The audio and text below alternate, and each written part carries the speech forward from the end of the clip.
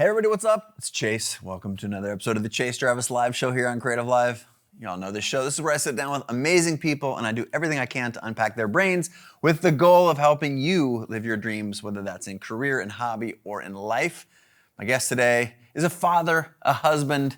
You probably also know him from The Bachelorette Season 4 and The Bachelor Season 13. My guest is the Jason Mesnick.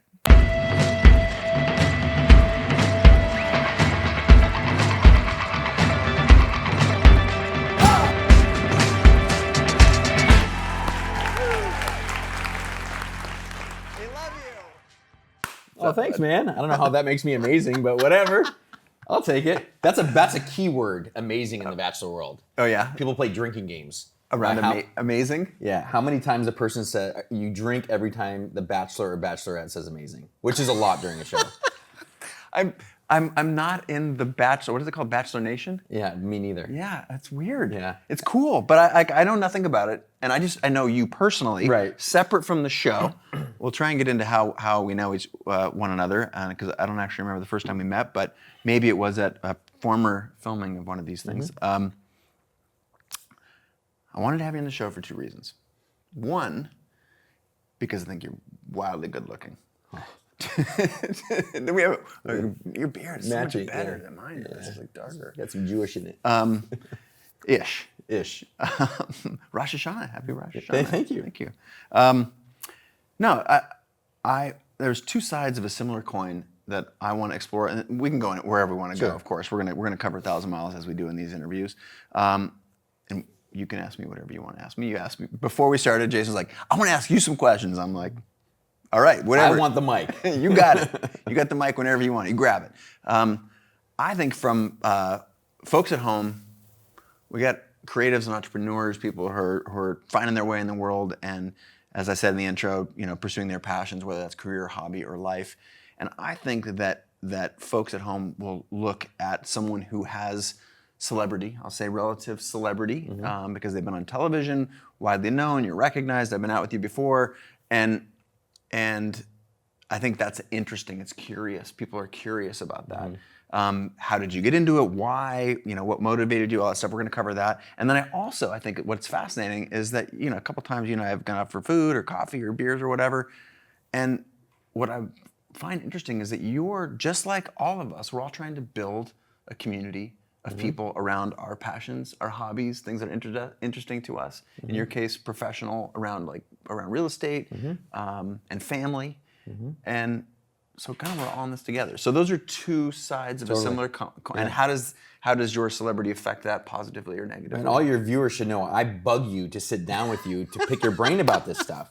I do all the time. Man, I enjoy our time together. Yeah, I wish we're both busy people, so I wish we had a little bit more time. But that's why this is going to be like a giant group hug. It's going to be good, and you can hijack anything you want. But I do want to start where I said we would start, which is I'm not in the Bachelor Nation. My wife's fanatical about it, and just reality TV in general for me. As someone who's made television programs and been on both sides of the camera in them, I know just enough about it to be dangerous, not enough about it to talk about it in the way that you can. And so I'm also trying to come into this, I did as little research on how you got into The Bachelor as possible. Okay. Again, I know you and your family and your kids and stuff like that, but how in the hell did you end up in a reality TV world? Just dumb, really. So I was gonna say, I was not even gonna say dumb luck, just dumb. So, so I went through a divorce when before my son was 1.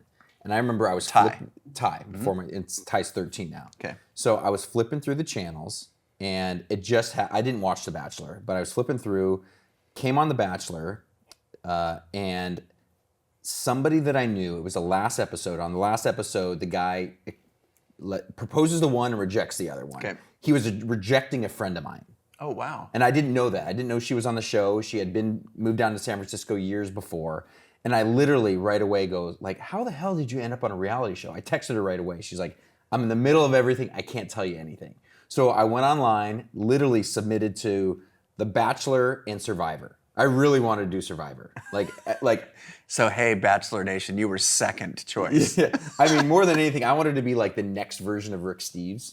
Like my goal was like to be the travel guy. Awesome. Rick is amazing. Too, Yeah. by the way. Have you talked to him? Yeah. Oh yeah, he's a friend. Oh, so that was my goal, to be the next generation of Rick Steves. Survivor never called me back, and a full year later, all I did was send in like 2 sentences and a picture of my son and I.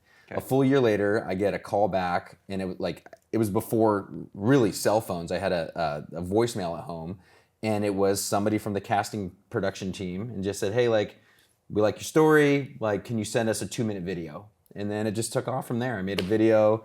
I think the story really was about me and my son. Like, it was like super dad. Yeah. My son and I were in like Michael Jordan jerseys, playing dunk hoops in the backyard. And then they invited me to do initially The Bachelorette. And after that, it's about a 2-month shoot. And after that, I got rejected on the last day, like my friend did. And they asked me. There's a lot of full circles here, isn't there? Oh gosh, yeah. I got rejected on the last day, and then literally, I remember I got rejected. I was in the limo, and I remember sitting in the limo, and I was like, I knew she wasn't going to pick me. Like, she was never going to pick me. Like, I threw the ring, and I was like, this is kind of dumb. And the girl goes, well, hold on. Can we do the ring throw again? Like, we got to get that, like, in real time. We missed it. I said, like, why? They said, well, they want you to be the next Bachelor. Or they're thinking about you being the next Bachelor. So they've already kind of, like, show-wise, already thinking through that kind of stuff. They're like, we need him to get rejected, be upset, so we can send him off and be the guy. And then bring him back. And then prodigal bring him son. back. Yeah. Yep. So that's basically the story. It's lasted a long time because the following year, my wife and I got married on ABC. So it was just 3 years of a lot of, Bachelor world, Bachelor Nation. Yeah. So, but how in the beginning? So you literally had no acting experience, and this is part of whether you want to be on The Bachelor or you want to be a venture-backed entrepreneur or you want to start your own haircut business, doesn't matter. What I'm curious about, and I'd like you to explain, is how did you decide to go from 0 to 1? You were literally sitting on the couch flipping through channels, and then something in you was like, I want to do this. Yeah. And you said before, like, you were passionate about travel and maybe you wanted to be the next. Did you think this was like a gateway drug to the next big thing? No, I think it really, for me, was out of college. I picked up my backpack, did one of those travel around Europe by yourself trips. Yeah. And I remember thinking that was the most free I've ever felt in my life. So you fast forward to now I'm a single dad. I can't do that anymore. So the only thing I could think of was like something for my adrenaline rush was trying something new. And it wasn't about being on TV, really. It was like, okay, this is cool. I'll go down to LA for a little while. It could be a day. It could be 2 months. I'll travel around, meet some cool people, see how they make a reality show, and have some fun. It was never about meeting a girl. I mean, like I said, I really want to do Survivor. Yeah. It's amazing. Yeah, more than anything, or Amazing Race or something like that. Right. Yeah. We have had Les Stroud, Survivor Man. I don't know if you know Les. He's basically, there's Bear Grylls and Les Stroud. Bear is more TV. Yeah. Les is more like, less is more. Les is more hardcore, like films all his own stuff. Yeah. And then there's Rick Steves, who's just travel guy. Yeah. Travel and pot guy. Right? Yes. He's very Yeah. pot advocate. Anyway, so if I'm going to replay what I heard, it was really about a sense of adventure and trying something new. Yeah. Were you in a rut? Were you stuck? Was it? I mean, were you trying to find a way out of your current situation? Or? I think part of it. I mean, like my ex-wife left me, so I was like, okay, hold on. Like, how do I get myself back? Yeah. Like, she left for a reason. We didn't get it. I didn't have the future that I was imagining. Mm-hmm. So now it's time to do something for myself. And like my kids are my world, so I can't go for that long. Yeah. So how long could I go for? Could I go for 2 months? Maybe, but I'll have to see him at some point, like, and take care of him. Yeah. So realistically, it was really just, I've never lived for money by any means. And when you go on the show, like, they pay you a little bit, but nothing more than just your bills, really. Yeah. And it's really just like, how do I become me again? Yeah. I'm going through this, half your viewers or half the people go through a divorce. Yeah. Like, I got to get back to me. That's fascinating. And have a lot of fun. Yeah, that's fascinating. And I think it's also, there's just a beautiful, I didn't know that about you. And I think there's something beautiful about just, okay, let's throw my hat in the ring and do something different that I otherwise wouldn't have. And did you see yourself as a reality television star at all? And I mean, I can't believe they even called me back. Any acting experience? I wasn't a play when I was 8, But like that, but that's I love that because that is the same hurdle in maybe a different context that so many people who are watching and listening right now have. Like, you don't have to be the expert in order to have some fun. You know, it's funny. I'm thinking about this. Literally, I was in one play when I was 8 years old, and my brothers were teasing me, right? So why would you want to be in a play? And the day before this play, the other guys quit. So it was me and like 30 girls in this play. So fast forward, The Bachelor is about Wow. me. Again, and everything is full circle. Full circle. But yeah, for me, like, I'm the type of person still, like my wife would tease me about this. Like if I walk into the grocery store and I see something new that I've never tried, a bag of chips, a flavor, a type of cheese, I'll buy that. Why? Because I've never tried it before. So no matter what it is, like even if I'm marketing for, like I'm in real estate, like if somebody else, like if everybody's marketing the same way, I won't do that. Like I've got to do something different. Right or wrong, like I feel like I wanna, the excitement of trying something new. And I think you're a lot like that too. Yeah, for sure. I think I've been like espousing the concept as creators and as individuals, like be different, not 1 or 10 or 8% better. Like that's, you know, the world isn't really decided on better, it's decided on different. That's where people put their attention, and especially as a creator, like, you know, you don't, sure there is a quality bar, but once you're over a certain quality, it's about, do you connect emotionally, and by and large, that's an emotional resonance, and how do you be you?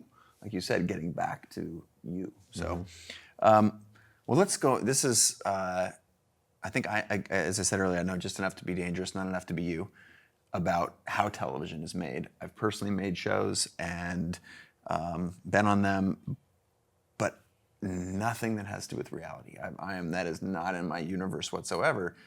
And I think the folks at home might just have a couple of questions. And then this is maybe a little bit, I don't want to be too superficial because I take this show very seriously and I want to add real value. But I know that there's folks at home, and I would get kicked in the shins if I didn't ask. Like, what's it like? Well, first of all, it's weird. So I will say that the first day you start filming, so there's typically, depending on the season, there's 25, let's just say, guys. Let's go. On my season, there were 25 girls. Okay. They fly in 28 people, right, to go on the show. 3 of them don't make it. Got it. Like they thought they were going to get on the show the whole entire time.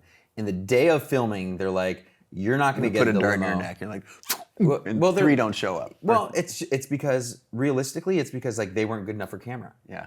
So they have gone through, when you go through this getting on the show, you go through like an FBI private investigator background check. You do blood testing. You do drug testing. You do STD testing. You do psychological bubble testing. You meet with a therapist. You know, so they know more about you than you know about yourself. Wow. So they may say, okay, like, listen, Chase, you're the guy. You're like, as soon as the cameras turn on, we know everything about you. And then the cameras turn on, and you just freeze up. So I remember, hopefully this is appropriate for your audience. So this is before my first camera test, right? And I don't know anything about, like, I walk in and I sit down and I'm like, there's a camera right in front of me. You know 8th grade play is what you know. I know 8th grade play, right? So, but right before I walked out there for that first time, I'm sitting there and I'm with the casting producers. The casting producers are like, so you ready? This is gonna be your camera test. I'm like, I think so. Like, I don't know. What am I supposed to say? And so they said, let's loosen you up. We'll give you a couple shots of tequila, right? And I'm like, I get it. I know the Bachelor world, right? Like, that makes sense. So they give me a couple shots of tequila, and we're sitting back, and they say, so do you know what a fluffer is? And I was like, no. Like, I didn't know what it was. Okay. So they explain, do you know what it is? I do. So yeah. Your audience, it's the person who... In adult films, they prepped the man, right? Yes. Uh-huh. For his debut. His debut in his show. And I didn't know that, right? Got it. So they explain this whole thing, and I'm taking shot, like my second shot, I'm like... You're confused. I'm like, why are we talking about this? Why are you telling me this? And so as soon as I walk out, and they sit down, they mic me up for the first time, and they said, so, hey, what were you guys talking about back there? And I was like, oh... So they just want to see if I'll open up. Got it. So I have to go back on camera now, and I don't know what they're doing with it. Right. And I have to talk about a fluffer for the first time, or only time. And so you kind of go through this whole thing. I'm explaining what a fluffer is, and then I walk out that room, and there's literally a room of 30 production, the owner of the show, everybody watching me going, glad you explained what that was, right? Thank so you. they just like the idea that you would open up. Yeah. And there are some people that might say, I'm not going to talk about that. Got it. And so those are the going forward. Those are the 3 people that maybe they thought would be on the show, but eventually don't make it on the show. Is your point with this that they're tricking you, that it's a little bit ruthless? Is it? Or I mean, again, I'm Yeah. I think it's a little bit ruthless.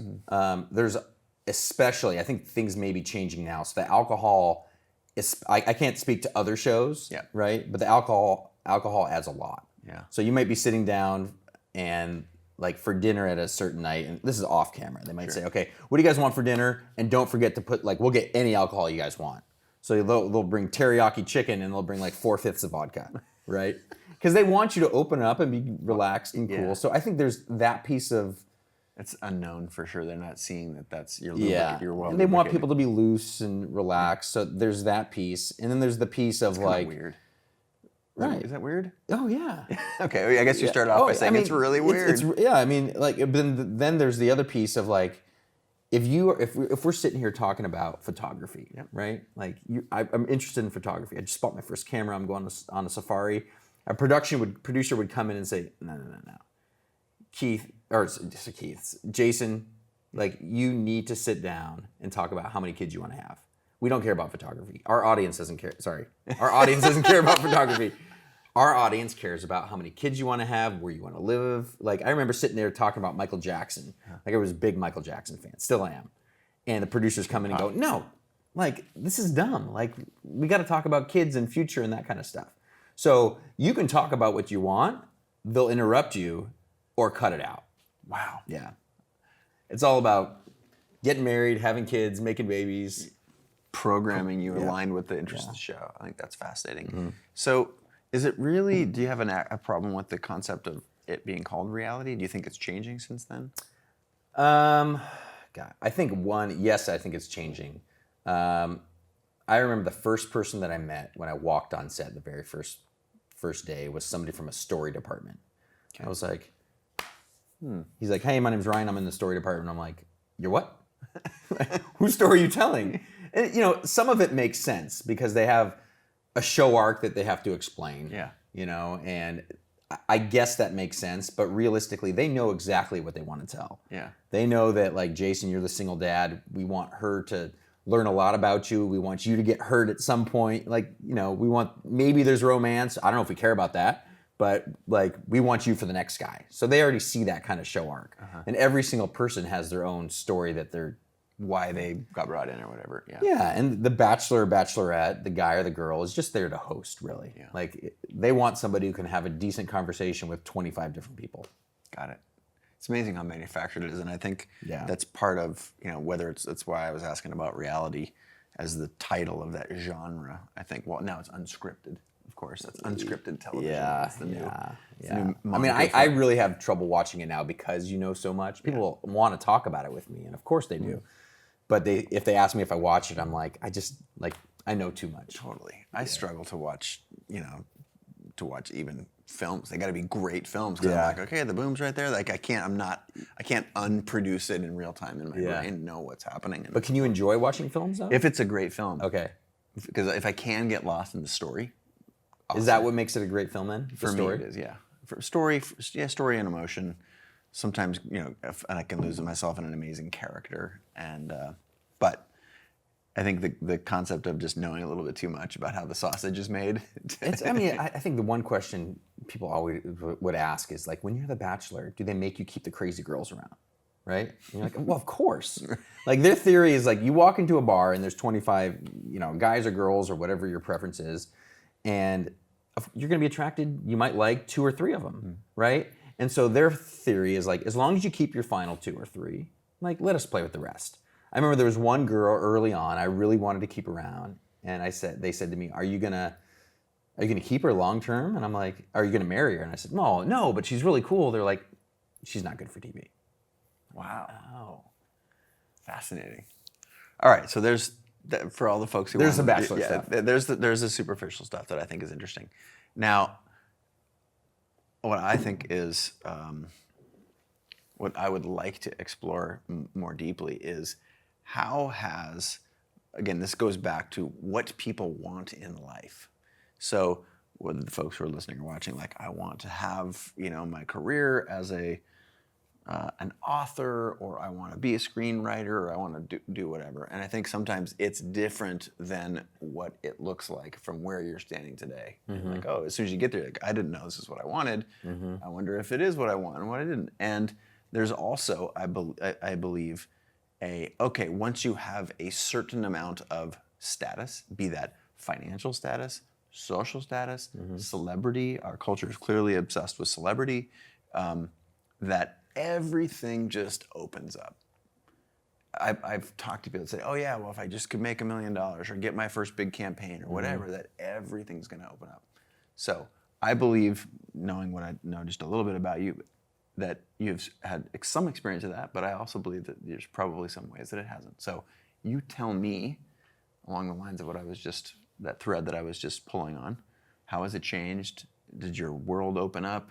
Or you said earlier, they just covered your expenses. Of course, you had other opportunities. So just, and I think, again, the goal isn't about The Bachelor here. It's about, because people at home are going to go, oh, wow, I can apply that. Even though that's The Bachelor television series, when I get there, it might not be all it's cracked up to be. So tell me about your experience with celebrity. Did it help, hurt? What were the upsides, the downsides, and how has it really changed you? Gosh. One, yes, it helps for sure. And what I mean by that is, in my line of work in real estate, it's all about meeting new people, right? And some people in my line of work buy people, like to, buy leads. For me, I can literally go into a coffee shop and meet people without having to work as hard, because people want to meet me. And I think that's really cool. Yeah, that's nice. That was tougher before. Before, I always put myself out there, because I always said, you never know. I remember I had an old boss. I used to sell life insurance. And he would always say to me, you shouldn't sit down with that person because they're a bad prospect. And I said, maybe they don't have a lot of money. And I said, I just don't never, who do they know? Yeah. And one, maybe they'll become a good friend, or I was always willing to sit down with anybody who was willing to have a cup of coffee with me. And just be curious and open. And I still am. Yeah. I get people all the time just through LinkedIn that say, hey, you want to grab a cup of coffee? I'm trying to network in Seattle. Sure.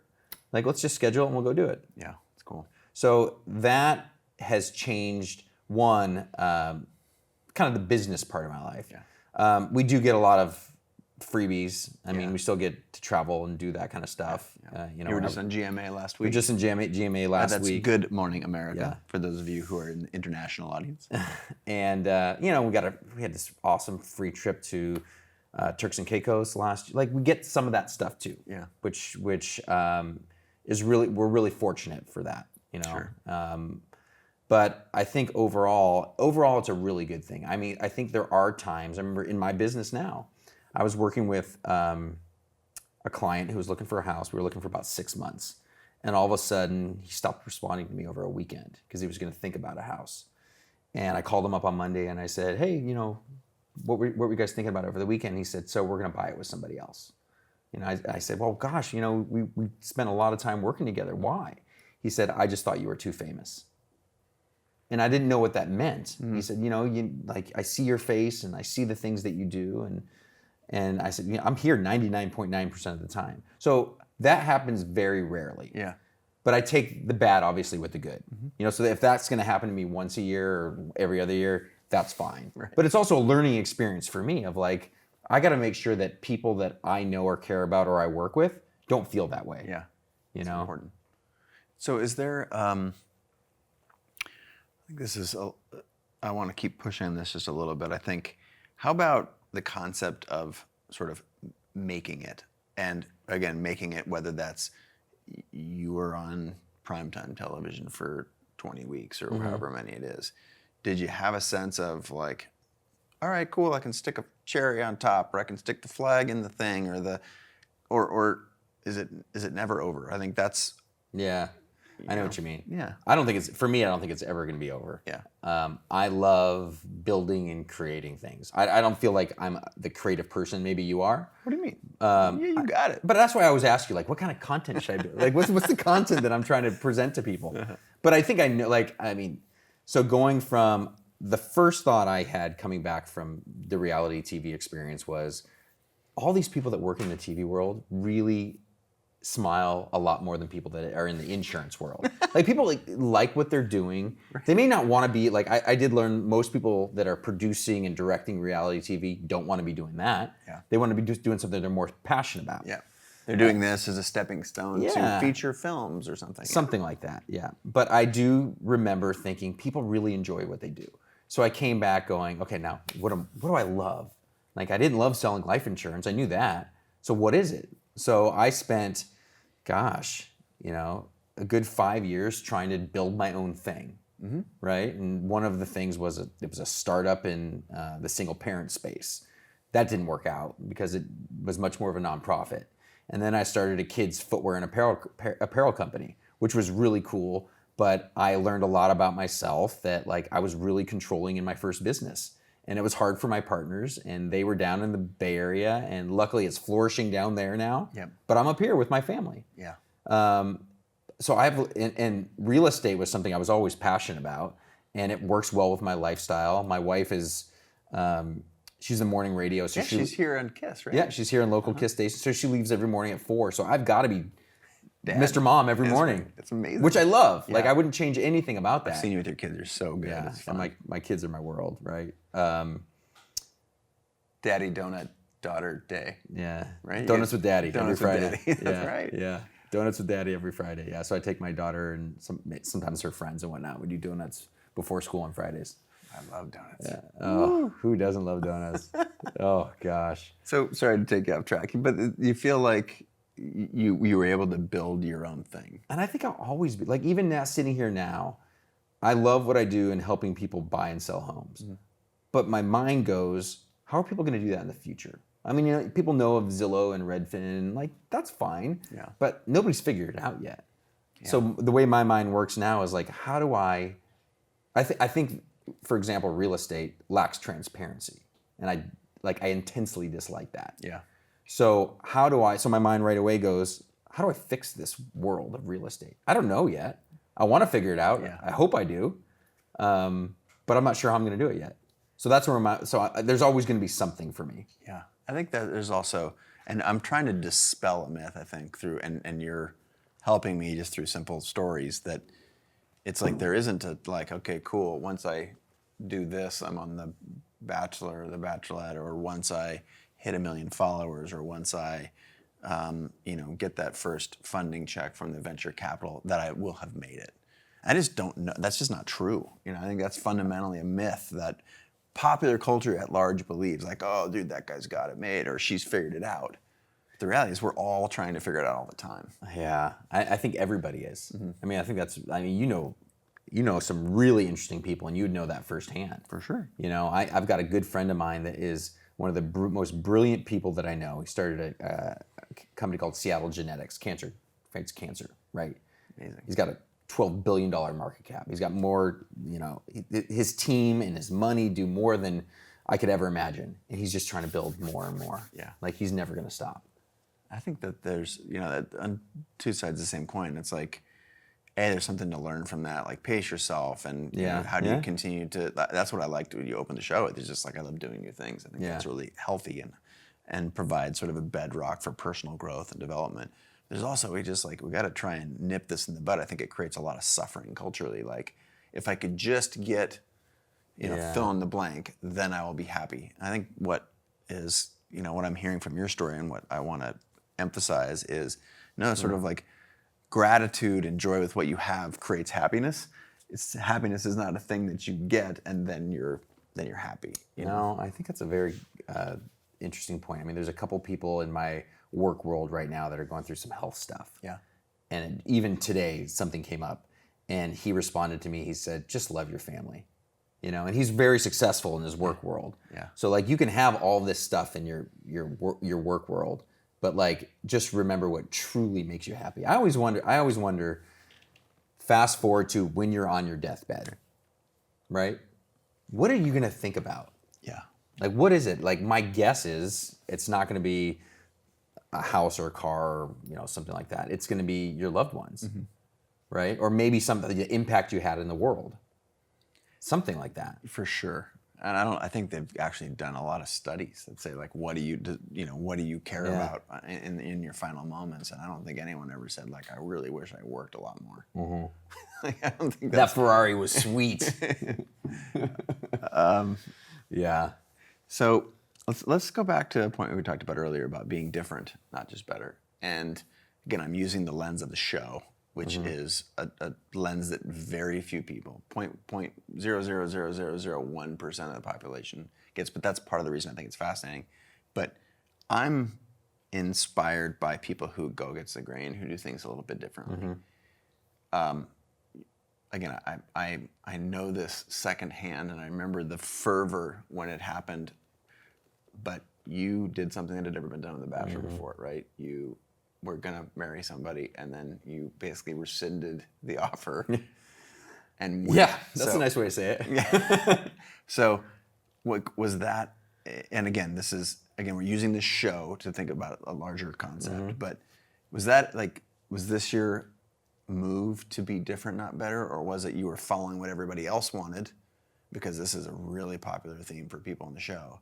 Doing what everybody else wanted you to do, and then at the end you listened to what was truly in your heart and you did something different. Give me your view of your decision process in that moment. So if I went back to that experience, I knew at that moment I thought I was picking the right person. Oh, right? You did? Okay, yeah.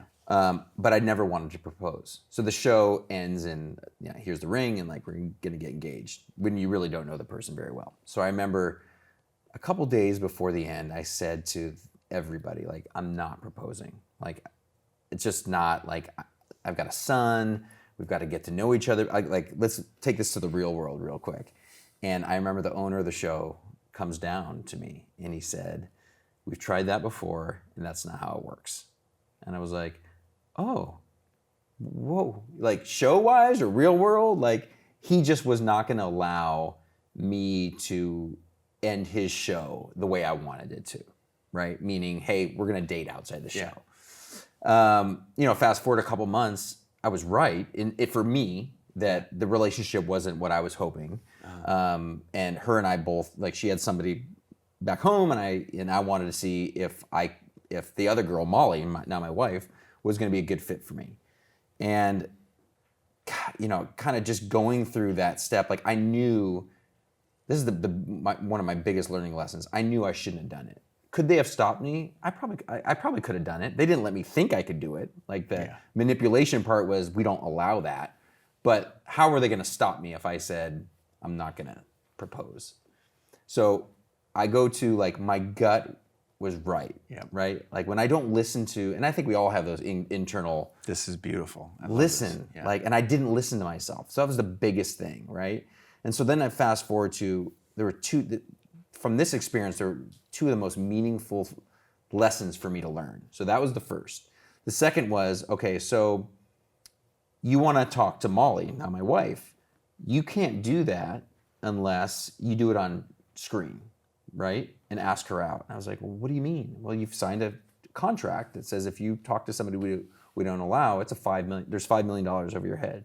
I don't have $5 million. What's going to happen? So they said, we've already asked her to be the next girl, the Bachelorette. So if you want to do it, you've got to do it through that show on our terms. And we're going to create a whole special show around it.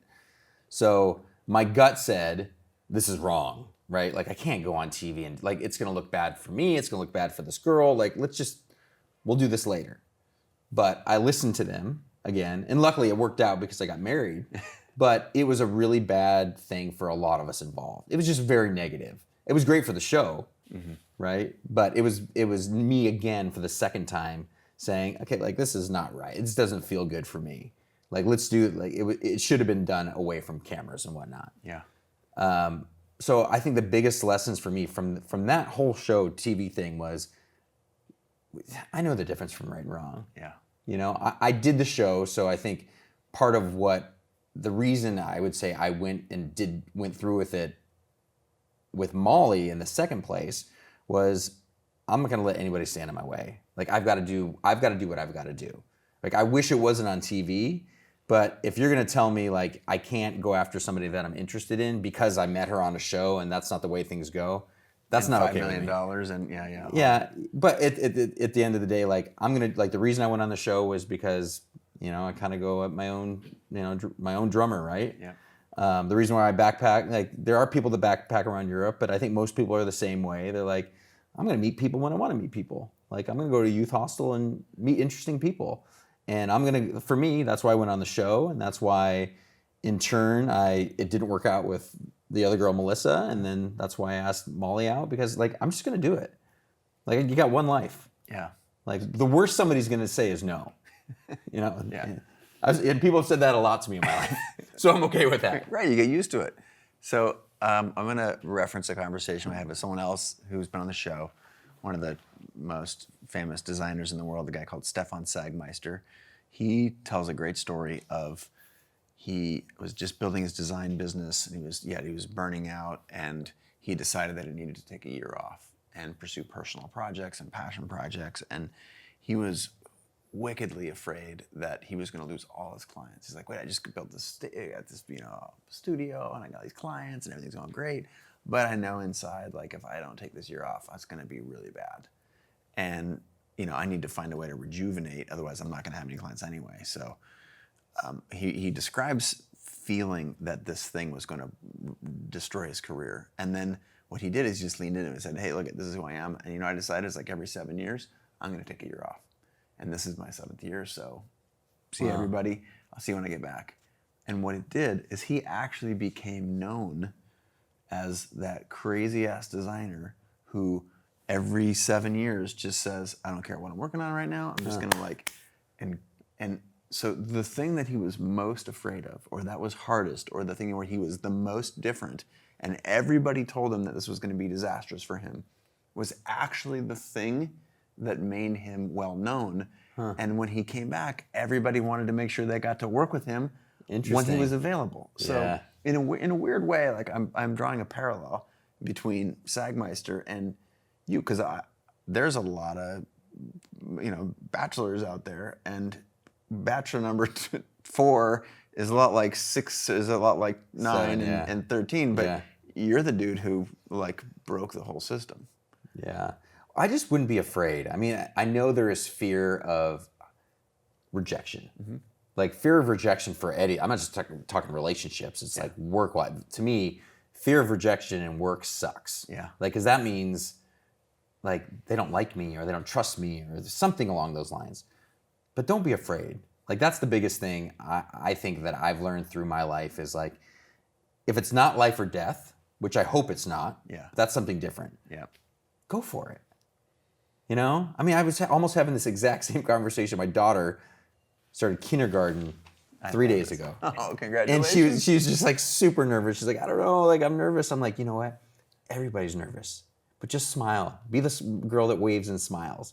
And she's like, okay, like I can do that. And that's the same mindset I have. Like if people remember me as like the high, like smiley, like that's cool. Yeah. Like that's not the worst thing in the world. But having that same thought of like, everybody gets nervous. Yeah. Everybody like.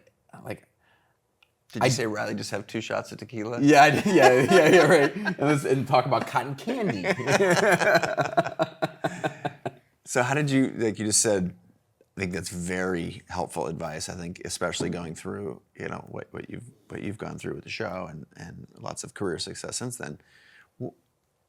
What is the tactics that you use to just not be afraid? Because right now there's someone sitting in their underwear in Ohio listening to the show. I'm from Ohio. There you go.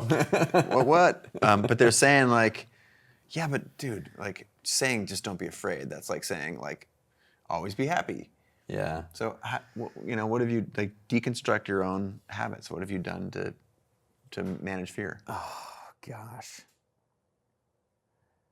I'm trying to like I and I probably go back to some of my lessons learned from going through my divorce. Not even the Bachelor. Okay. I remember thinking how bad that hurt. Right. I've been through something that hurt really bad, and I think we all have. People have gone through like it doesn't have to be divorce, whatever it is. In whatever rejection that you're like this is my mindset. Whatever rejection that you're fearing is not as bad as that. Like I can go through my worst, not physical pain, my emotional pain. Yeah. Like, it's not going to be as bad as that. Because I've been through something like that was like hurt so bad. And whatever it is, if you're like, if you're fearing, to me, it's rejection or not being trusted again. Yeah. Like, it's not as bad as the other thing you've already gone through worse. Wow. That's cool. That's how I think about it. Like, it's not going to hurt as bad as that. Wow. So what about, let's talk about, let's start to flip that script that we talked about at the beginning of the show, right? We're like, okay, cool.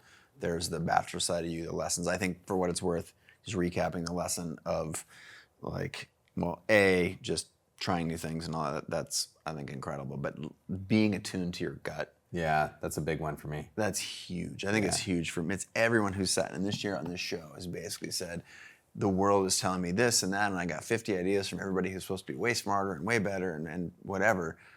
And I did the thing that was against them, and I'm totally had this experience, and it's blown me up every time. Yeah. So there's this thing. I think that's beautiful. So thank you for saying that. Now let's flip that script to the other side. And when I opened the show, I said we were going to talk about, and now like Jason, he's just like us. Like, you want to build a community around the thing that you care about, and you don't have it all figured out, do you? No way. That's why I'm here today. Yeah, with the cameras turned off, we're gonna do some social media coaching. We're gonna record some PSAs for him and his audience. And no, I mean, I go back to it. Like, I've got a fear of doing the wrong thing. Yeah. Like, I haven't done like all the things that I want to do in, I would say, more in the social, creative, photo video world to tell the story, right? Yeah. So like I said, one of the things that frustrates me a lot about the business I'm in, real estate, is the lack of transparency. Yeah. And you and I have talked about that. Mm-hmm. I want to tell that. Like, I want people to look at me. I trust you so much because you're telling me how to, like, I'll tell you how to do it. Yeah. You want to sell a house on your own? I'm going to teach you how to do it.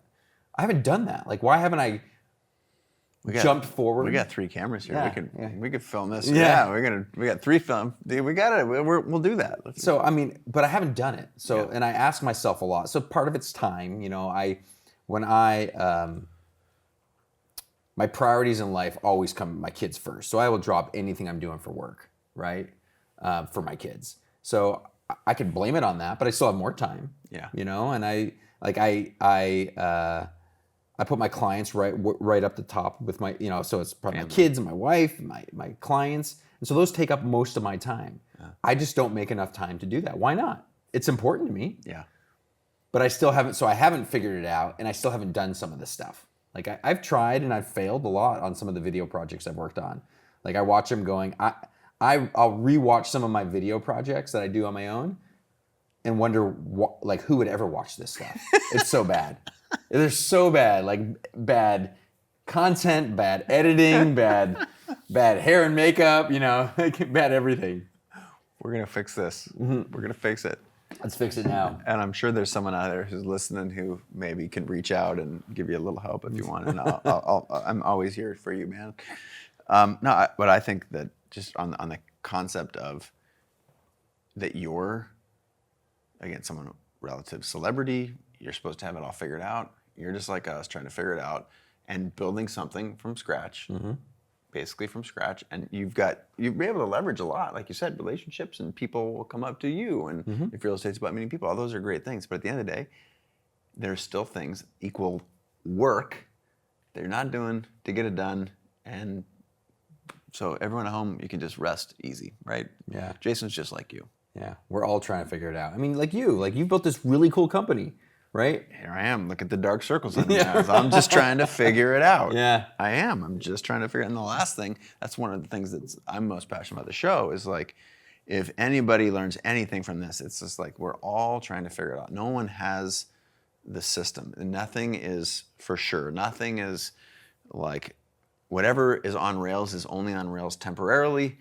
Like, there's no such thing as perfection. Someone the other day is like, this will resonate with you in the real estate world, like, oh, Seattle's getting too big. And it's like, okay, how about Tuscaloosa? Yeah. Right? Or Detroit, or like Yeah. There's no such thing that's the perfect thing. You're either growing or you're dying, and Yeah. I'd rather be growing personally. Yeah. So let's try and find a way to make Seattle work. Same personally. Like if you're pursuing something that you're passionate about and you're growing, and that's what I love about the second arc of your career. I think you still do a good job of tying back to The Bachelor. Like you said, you're on Good Morning America last week. You still have a toe in that world, which is, I don't know if it's fun or playful or you don't get that much out of the obstacle course. Did we talk about that, or was that before the cameras were rolling? The obstacle course? Yeah. Well, I'll explain why I was in New York, right? Okay. So they were introducing next year's new Bachelor, and they invited my wife and I and a few people saying, hey, we're going to do this. We're going to introduce the new guy, and we're going to do an obstacle course. And I said, oh, Sounds interesting. fun. I like obstacles. Yeah, I like New York. I like obstacles, and we'll go to New York and we'll have some fun. And most of it too is like I get my friends and my clients get a kick out of when I because it was 10 years ago. It was like I was on The Bachelor before HD, right? Before this, right? It was really grainy. So we get there and it's like, okay, so here's the obstacle. Molly, put a bat on the ground, spin around until you get dizzy, put on a tutu, hand Jason a rose. Jason hands somebody else a rose, and he's got to dig through the cake to find a giant diamond ring. And that was the obstacle course. It was literally like 45 seconds. Like, And I had usually people are like, oh, I saw you. You did this really cool thing. And 3 people at the gym said to me, I saw you. That was really dumb. And I said, and I remember flying back, sitting next to my wife on the plane because we were in New York for literally 13 hours. Her saying, that was the dumbest thing I've ever done. Thanks a lot for making me go. no. But I do it and I would probably go again. So Right. this goes back to the backpacking thing. Like, whatever. Like, I'm gonna waste some time. I'll meet somebody who's interesting. I met a couple interesting people there. Yeah. But I love. But it was really dumb. I think you guys are you've done such a nice job with taking it playfully. You got what you got out of it. You found each other, and I think that's an amazing story that the country clearly connected with. But you also on your social profiles, you guys are sort of tongue-in-cheek about it. Yeah. But what season was that again? Is it because I don't know? We came back, and you're just playful around it. So I like that. Let's go back to what you're building now. You're trying to figure it out, right? Mm-hmm. So you liked the fact that, or you acknowledge that real estate sucks, and so you're trying to, because of the lack of transparency. And so that's a thing that you feel like. I think it's real estate is such an important thing not for everybody, right? But for so many people, it's a dream of owning something, right? And it's the most valuable asset in right, and it can build wealth too, right? But I think the buying and selling process is so covered up by so many people, right? And some people maybe you feel like you're paying too much for what you're getting, right? Or maybe you're overpaying for a house that you could have paid less for, right? And there's such a lack of of walking people through the process. And let's just say, hey, I don't want to pay a commission. Will you teach me how to do it? Sure. If you really want to do it on your own, what's the one thing I can offer to you? I would do that for people. There are people that don't have time to do that, right? Or the knowledge, or I've got clients that have 3 kids and both parents work, and how do you get your house ready when you're doing all this stuff? And of course, that's where I can add a ton of value. Yeah. But if I can add a ton of value for those people who need me, but I can also add value for people that are sitting behind the camera, that really want to do it themselves and save a few $1,000. Yeah. I'll do that too. Yeah. But cool. then it goes to the whole buying and selling process. Why can't I do it by myself? Or can somebody just help me a little bit and coach me along the way? I'm happy to do that. I think that's a great. We said this. Now we're getting into our last coffee. Okay, our last coffee. No, it's great. It's our last coffee date. You're like, dude, what story? I gotta. Yeah, I know. How do I tell these stories? Yeah. To me, this is the best story. You're telling it right now. Why don't you say, here's the 10 things to do to sell? Let's help you right now. We're coaching. Ladies and gentlemen, we're coaching Jason Mesnick on how to storytell in social media world of 2008. And I'm not good at social media. Yes, you are. I mean, I'm Daddy-daughter donut day. Yeah, I can take a picture and hey. Yeah. I mean, my wife loves it. She could sit back and do social media, but she can flip between Facebook, Instagram, whatever it is, Snapchat all day long. And I sit back and go, you know what? I've been on my phone all day long. I don't want to do that. Yeah. But it's not for everybody. Yeah. But I need to do more of it. Yeah. Right. I think that's my thing. Well, that's part of why I'm sort of sticking on this thing. I think it's that there are things that we're all striving for and trying to get better at, and we want to tell better stories. How important is it going to be to the next chapter of success for you? It's hugely important. It's number. Is it? Not, it's. I think it's number one for me, right? Being the able most to tell like my stories. business is fine, right? Like the I can support my family in the way I want to with what I'm doing now. But if I want to build something really cool that nobody else has done before, I got to do that. And that is, you have to tell stories. I have to tell stories and go with my gut. So going with my gut Yeah. and telling the right stories. But you, right. And you know this. I know this. Right? Yeah, I know it. Yeah. You know this. So I'm sitting behind the camera in my underwear. In Ohio. From Ohio, not in Ohio. I love it. Well, all right, let's play I like to play a little thing I call speed round. Just a little bit random. I don't want to put too much pressure. It's like you don't actually have to answer quickly. Okay. You can think. But it's just things that you like. Okay. And there's no wrong answer. I hate when I'm asked, like, what's the best book you've ever read? I'm like, I instantly freeze. Like, best? Like, literally the best? I've read 1,000 books. I want to find the best. The best when I was 18 or the best, whatever, you get it. So feel no pressure. But I think this is, to me, just a fun way of revealing some things about my guests. Morning routine. Super short, don't overthink it. What does it look like? Wake up early before my kids get up. Try to work out. If they wake up while I'm trying to work out, can that.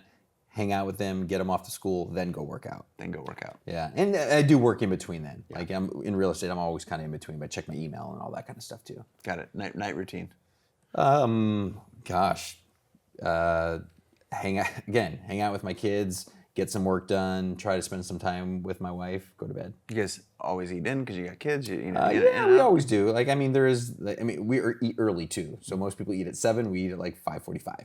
Wow. Well, you get some younger kids, right? Yeah, the little ones have to eat, and especially now with her in school and whatnot. Like, she's got to be up, getting ready for bed, 7:30.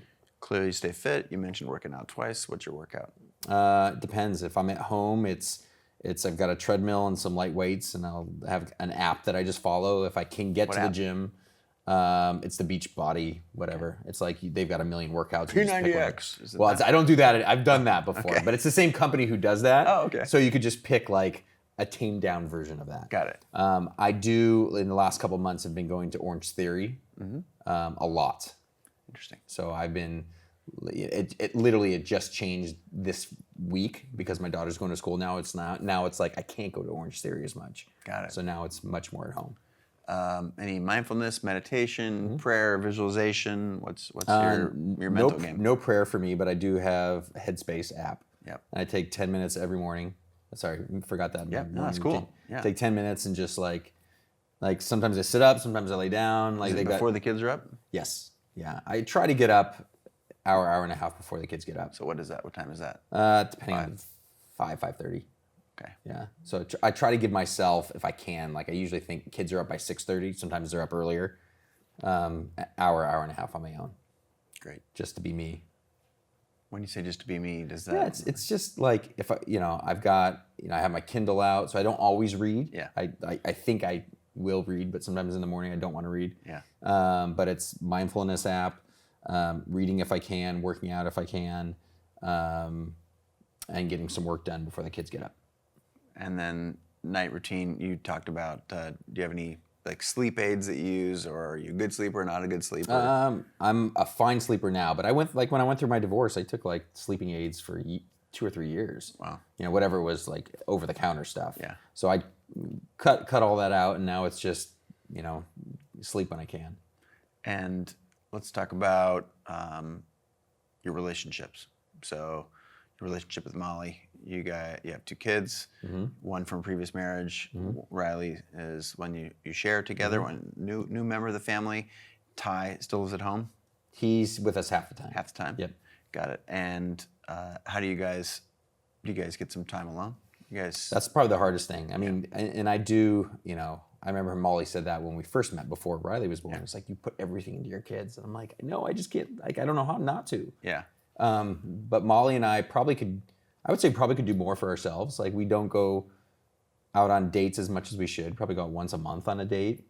We do a ton of stuff with friends. Molly loves hosting, so we always have neighbors over. You know, it's mostly the kids' parents. It's just we've become the place that Molly loves to host everything. Got it. So we always have friends over. So that's probably more of what we do. Travel? Yeah, not as much as I'd like. Yeah. You know, I could travel somewhere. You know, I can go. If I could fit in Rick Steve's backpack, I would go still. I should introduce you guys. Oh God, I would like. He's great. I would. That was my dream. I said, you know, he's cool for a certain demographic. Yeah. I mean, I even did some of the backdoor stuff when I've traveled. Yeah. But like, can I be the next generation? You should. That's there for you. Yeah. He's great. I'll just tell you a small Yeah. side story. So I'm on a shooting for this. Sounds bad. Whatever. It's just this yacht company, and we charted. This is in Iceland, and charted this just gargantuan yacht. And I don't know. It's probably 90 feet long or something like this. And we just like flying around in a helicopter, shooting this thing. Come back into this harbor here in Reykjavik, and I'd landed, got on the boat for this last scene when we were right by the dock, and I'm taking a picture, and I hear, "Is that Chase Jarvis?" And I turn around, and the dock's 20 feet from us, and it's him and his I think then girlfriend or wife, and his producer, and they had just come from shooting a segment in Reykjavik, and they had charted No this way. for the last scene of the show. So I turned around there. Well, I haven't seen you guys in a long time, so we had a nice little visit in Iceland not too long ago. Does he travel with a big group? Like, what's his production? It seemed like it was 3 people, 4 people. Yeah, I Light, figured it's light. Yeah, light and fast. I think that's part of his deal. Is he wants to sort of fit in, you know. yeah. Okay, that's travel. How about like next thing that you're not doing besides the social stuff, the storytelling? What are you not doing that you think you should be or you want to? Gosh, what am I not doing? I think it's travel. Yeah. You know, I mean, it's not things for me. Like, I don't care about like my house is fine. It's like like all that stuff. All the things are fine. But like, I would love to help my kids see the world more. So like, my son went. It was his idea, like the school trip to Ecuador last year. Wow. And he's like, I really want to do that thing. And I was like, really? Like, why? Like, why? He's like, I don't know. Like, it sounds cool.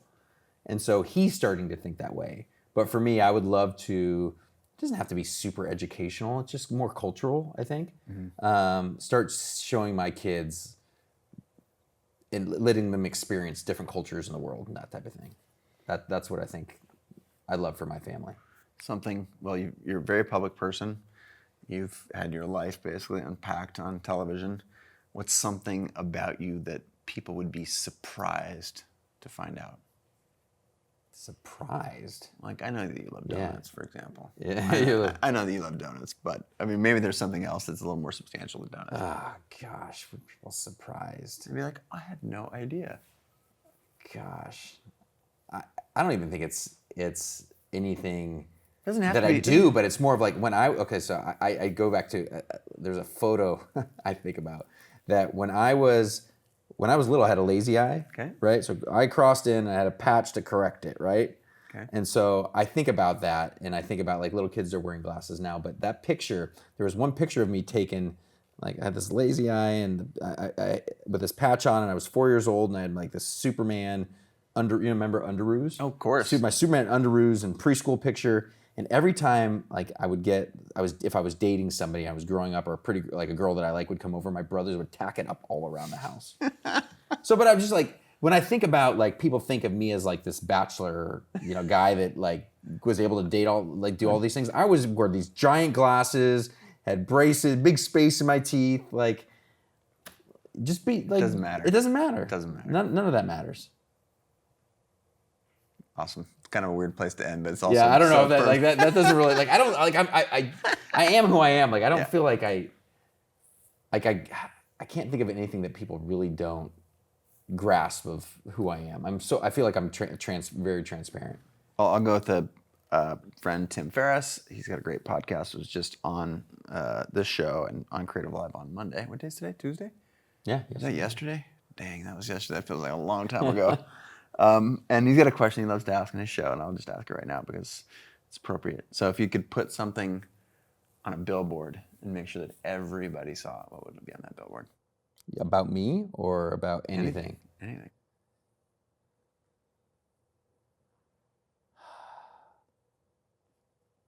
Carpe diem. Like I don't have a tattoo, and the only tattoo I could ever imagine myself getting is something about my kids or that. Yeah. You got one life. So Don't true. don't be afraid. I love the stuff on fear, man. I think that's so powerful. It's Yeah. so, like, what we find is that we live in this sort of prison of our own making. Yeah. And It's just in our head. yeah, right? it's 99% of it is in our head. It's all mindset. Yeah. Do you have any, besides Headspace, do you have any like mindset visualization stuff that you're? I mean, I've read about, I read about that kind of stuff too. And sometimes I'll start like projects that will get me working on affirmations and that kind of stuff. It's hard to make it stick. It's hard to make it stick. Like I remember even my mom had some of that stuff up, like the yellow stickies on her mirror and stuff when I was a kid. So maybe I learned some of it from her. But I don't. I mean, it's really just, wake up and just, especially as you have kids and as I'm coming across people in life that are ill, it's like, you got your life, live it. Like, don't stop. It can be scary, but we've all lived through something that's probably scarier. That's also really prescient advice. There's always 9 out of 10 things you're going to do that are scaring you right now are not nearly as scary as the things you've already done. Yeah. Awesome. All right, man. Now we're going to end this episode and we're going to go give Jason some storytelling keys for his business. Thanks so much for being on the show. Really appreciate it. And for those of you, what's the best way for them to follow you on the internet? Are you just at Jason Mesnick? At Jason Mesnick. Websites on all of them, or no, Twitter's at Jason_Mesnick. The rest are at Jason Mesnick. I got a website too. You can pop by jasonmesnick.com.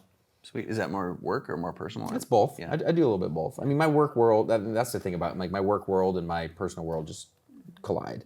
Awesome. Which I like.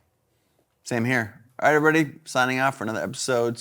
Glad to have you on the show, man. Thanks again for being out here. And for everybody home, I'll see you again, hopefully. And actually see you and hear you, or you hear me again, hopefully, tomorrow. Thanks, everybody. Bye.